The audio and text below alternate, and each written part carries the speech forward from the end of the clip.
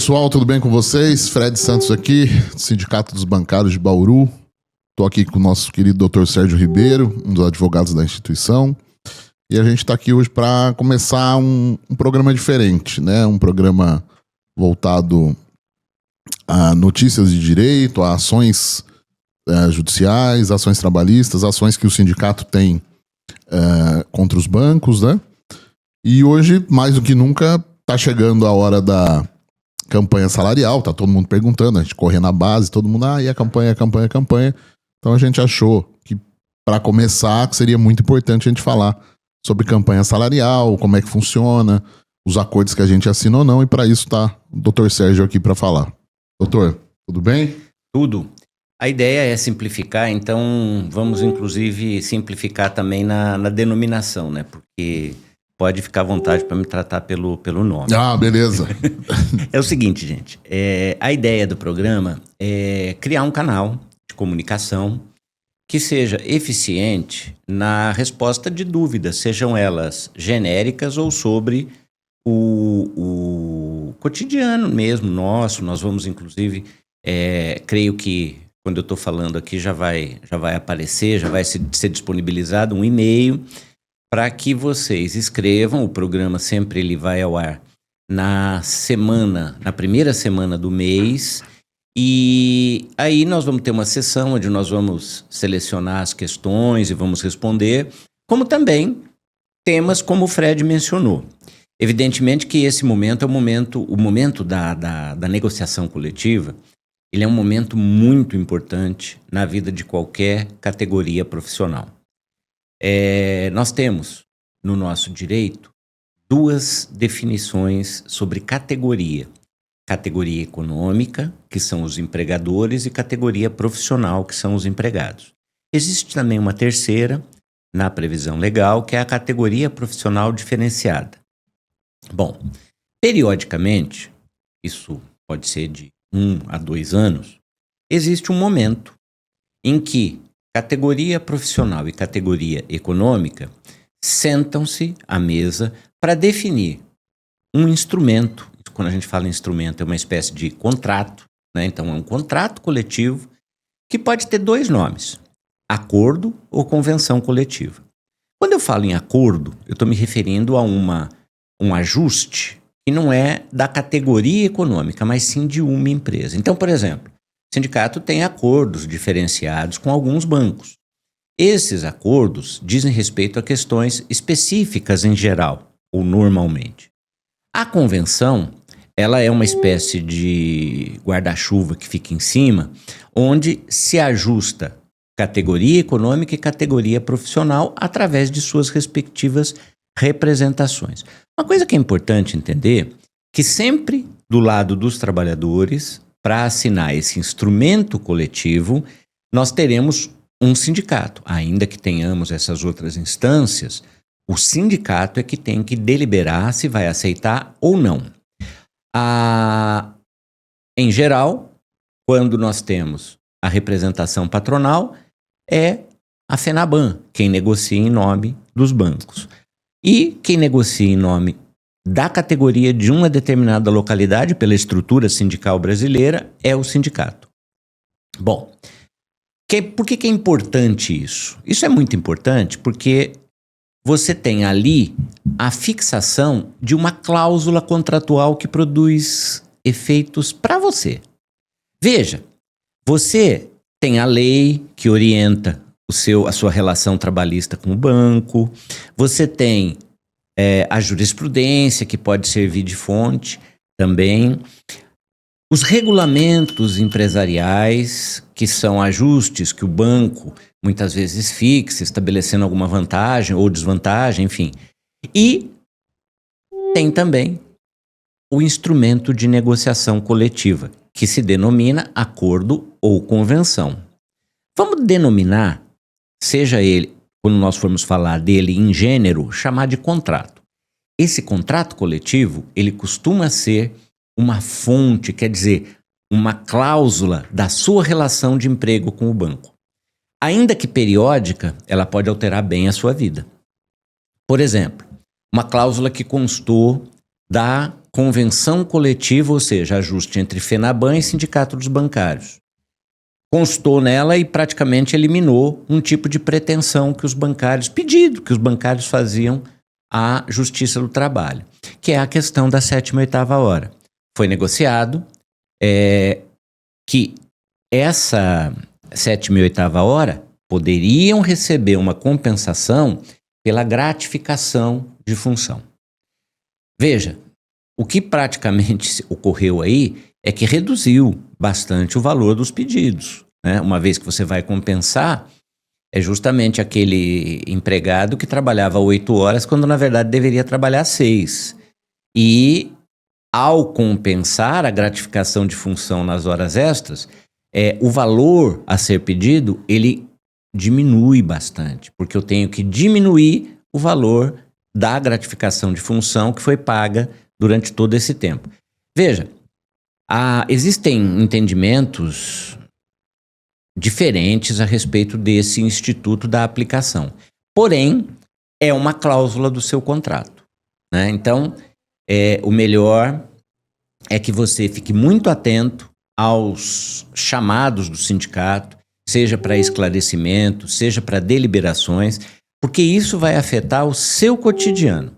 E afetar o cotidiano significa dizer a tua relação trabalhista com a empresa que você trabalha, ok? Devolver para o Fred aqui, depois a gente comenta algumas outras coisas.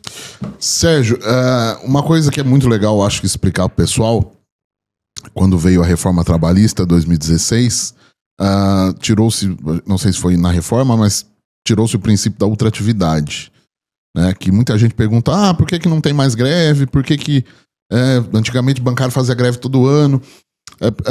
E aí vou pedir para você explicar o que é o princípio da ultratividade e aí depois a gente pode falar um pouco de por que ele atrapalhou totalmente a negociação, né, coletiva da categoria. Bom, é verdade, eu acho que tem três aspectos aí da sua pergunta que a gente precisa trabalhar. Primeiro deles, o princípio da ultratividade.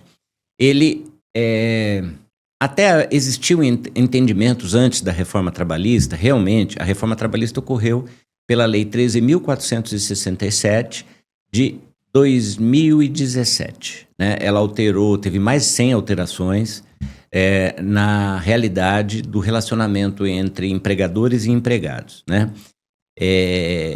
Empregador e empregado é o nome que a legislação dá para as partes da relação de trabalho, né? Relação de emprego. Próprio artigo da CLT que disciplina isso, que vai estabelecer essa nomenclatura já no artigo 2 e 3 da consolidação. Pois bem, a ultratividade significava dizer o seguinte: as cláusulas sociais, elas poderiam se projetar para o futuro. Então, por exemplo, você não tinha era muito difícil se perder pegar um exemplo qualquer, o plano de saúde, por exemplo.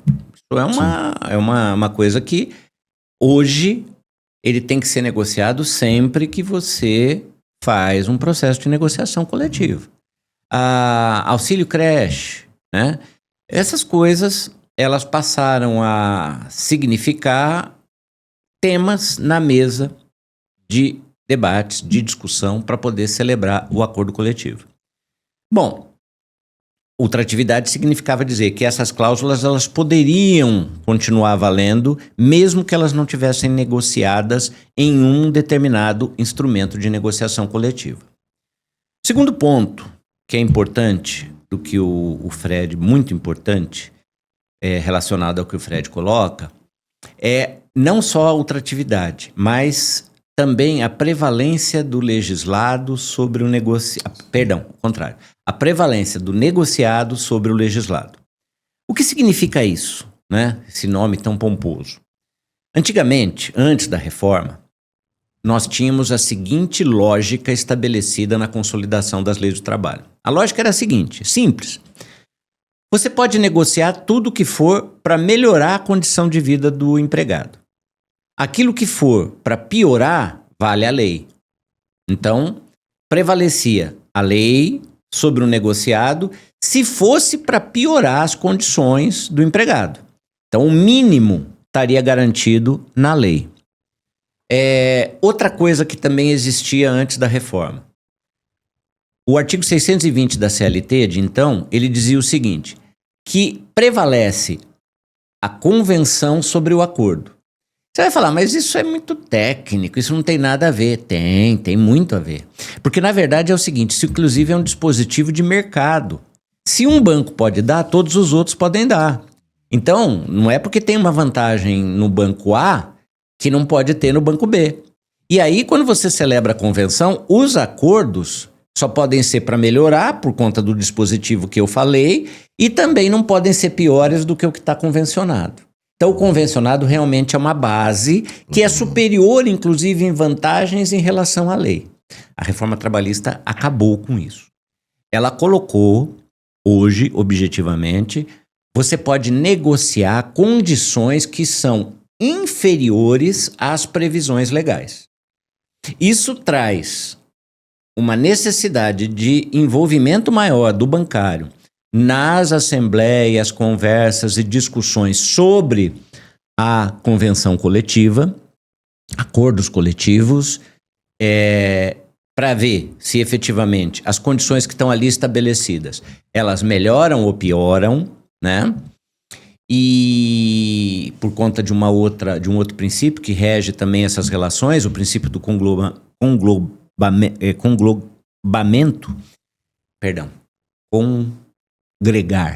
ou seja, juntar tudo.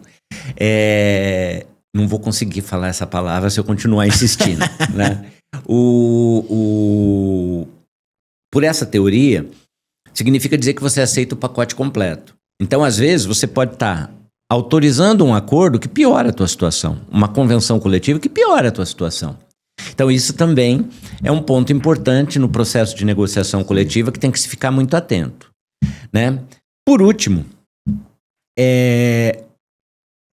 se diz, né, e com a automação e tudo mais, todas essas revoluções tecnológicas que nós tivemos, onde hoje, concretamente, você vê uma redução de serviços feitos nas agências, né? Eu sou da época que existiam aqueles lugares de compensação onde você tinha assim, uma imensidade de pessoas.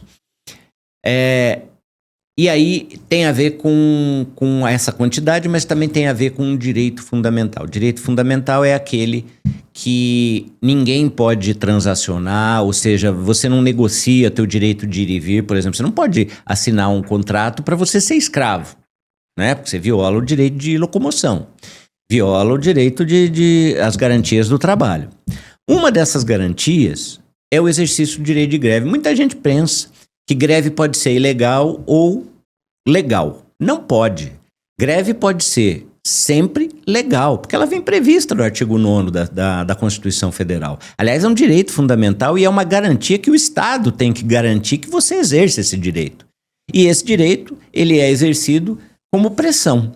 Se vai acontecer uma greve ou não, aí é um problema da discussão da Assembleia, né? Ou dos fatores políticos que estão inseridos naquele momento ali. Então, greve é algo que continua a ser uma garantia fundamental, ou seja, o Estado tem que garantir o exercício do direito de greve, evidentemente que tem as suas limitações dadas pela lei de greve, que estabelece lá determinados avisos que têm que ser feitos e tudo. Por que elas não acontecem? Isso é uma discussão puramente política. Sim. Não houve e nem poderia haver, numa reforma de um texto legal, alteração de um direito fundamental. A gente chama esses direitos fundamentais de cláusulas que não podem ser alteradas, são cláusulas pétreas. Esse é o nome que a teoria do direito dá para esse tipo de direito ou garantia. Olha, então, é assim, eu creio que não é só a outra atividade que afetou, mas afetou também acho que a mecanização, a tecnologia e uma série de outras coisas, inclusive a disposição da categoria de eventualmente sair para um confronto, né? Antigamente, eu sou bancário há 22 anos e assim, eu fiz muita greve, né? E desde 2016 não temos greve na categoria. Vai muito, exatamente isso, muita coisa se modernizou, né? Tecnologia, então, teoricamente, as pessoas precisam menos de uma agência física, vamos dizer. Mas também vai muito pela Contraf, que é, né? Porque é um dos motivos da gente não ser filiado à Contraf, que nós somos sindicato de oposição, pelos acordos que têm sido feitos, acordos rebaixados, agora acordos de 2 em 2 anos, porque antigamente era todo ano, né? Todo ano a gente tinha nosso decídio coletivo, a gente debatia com a categoria, né? Debatia com a FENABAN, com os bancos. E ultimamente, os últimos anos, a gente tem tido acordos para 2 anos, né? O que é uma coisa que, ao meu ver, enfraquece também a categoria, porque você fica a cada 2 anos que você pode lutar pelos seus direitos, né? E aí, no caso, a Contraf, que é quem negocia, ela usa isso que o doutor acabou de explicar, desculpa, o Sérgio, sobre o princípio da ultratividade. O que eles fazem? Eles ficam vão enrolando, porque as negociações começaram agora. Inclusive nós aqui estamos indo a um congresso das oposições nesse final de semana, e semana que vem nós temos uma reunião com a FENABAN também para entregar a nossa pauta, né? Que é uma pauta separada da pauta da Contraf. Mas o que eles fazem? Eles ficam enrolando, aí chega no final da nossa janela de negociação, e aí eles falam assim, se a gente não assinar até esse dia 30, a partir de amanhã nós não temos mais vários direitos que a gente tinha conquistado no acordo anterior, porque como não temos mais o princípio da ultratividade, ele vence, como o Sérgio explicou, naquele dia. Então, a partir de amanhã, porque assim, o que tem no acordo? Muita gente fala, cara, tem muita coisa. Tudo que a gente tem, você é bancário, você não paga tarifa de cartão de crédito, você não paga tarifa de conta, tem um monte de coisa, esses APIP, essas folgas, tudo isso está no acordo coletivo, né, na convenção. Então, tem muita coisa que sai desse dia. Então, é uma coisa que a gente luta aí para que não aconteça. Bom, já caminhando para a conclusão deste episódio, que é piloto nessa nossa experiência de um programa mensal que trate de questões jurídicas de forma simples e tentando também se comunicar com a categoria, né? Gostaria de pedir que vocês curtissem o programa e também que enviassem questionamentos, propostas de tema, e aí pode se identificar ou não, tá bom? Outra, só para concluir isso, de fato as negociações coletivas passaram a ser um momento muito mais importante do que até poderiam ser, porque antes a gente tinha garantia legal. Não ter a garantia legal não é uma coisa boa, né? Porque, afinal de contas, o trabalho é a forma de inserção social da imensa maioria da população brasileira. Sim. Né? A alternativa para isso seria a pessoa se inserir pelo seu patrimônio, porque o patrimônio pode produzir renda. Né? Sei que parece uma coisa óbvia, mas é necessário se dizer o óbvio às vezes. Então, o trabalho, ele é o quê? Ele é a forma de participar da sociedade, de consumir, de viver as coisas que estão expressas na vida social de uma maneira digna. Né? Se, afinal de contas, nós organizamos um Estado para nos dar essa vida digna, nós temos que dignificar o trabalho. E dignificar o trabalho não é só ficar com discurso. Né? Não é só ser chamado de colaborador que não tem a outra parte. Você já parou para pensar nisso? Que até nisso nós somos chamados de forma diferente? Por exemplo, empregador tem um empregado, né? Trabalhador tem a empresa. E colaborador? Acabou a empresa? Nós somos tudo uma coisa só? Bom, justamente essas questões mais relacionadas ao direito é que nós pretendemos tratar aqui, tendo como pano de fundo sempre as relações de trabalho. Vou passar para o Fred para ele fazer o fecho. Beleza, pessoal? Esse foi o nosso programa aqui com o Sérgio Ribeiro. Peraí, corta aqui, ficou ruim. Mas estava gravando. Não, mas ele edita depois. Eu sei. Beleza, pessoal? Esse foi nosso programa, nosso primeiro programa aqui sobre direito. Quero agradecer a Sérgio Ribeiro. E logo, logo estaremos com um novo. Inclusive, mandem sugestões, mandem perguntas pelo nosso e-mail. O Adriel vai colocar o e-mail aqui na tela. Tá? Sugestões de temas, dúvidas que vocês tenham. Estamos aqui sempre à disposição, beleza?